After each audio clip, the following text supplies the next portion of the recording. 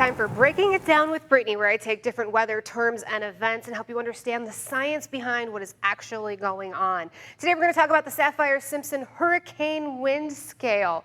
What does all of this mean? Now, you've heard of a Cat 1 hurricane, right? Elsa became that on Friday with some dangerous winds from about 74 to 95 miles per hour. That usually can snap branches off, push some power poles down in those kinds of winds. Now, a Cat 2 has extreme winds where we're going to see some trees uprooted. We are also going to see some little bit of roofing get some damage into that, as well as some power outages for a couple of days to a week. Now, a Cat 3 with extreme winds and devastating damage will start to take the roof off. Some walls start to peel off. We start to see the surge rolling in, power outages there for weeks at a time. And when a Cat 4 with extreme catastrophic damage heads their way, we do see some of the roofs and the walls start to come off.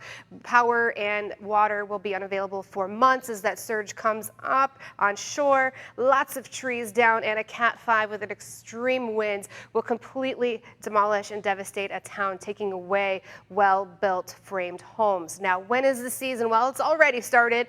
And today, you can see we're still in the beginning of it. It really ramps up as we push into the end of August through September, October, and even into November. Now, that's for tropical storms. Actual hurricanes you see in that darker color, much less frequent, and the same for major hurricanes as well. So as we go through the season, we'll keep an eye on that, but we've already had 5 named storms and the first hurricane of the season, Elsa, there for us. Now, of course, that is headed up the shores of the East Coast, and we'll be continuing further north as we go through the next few days.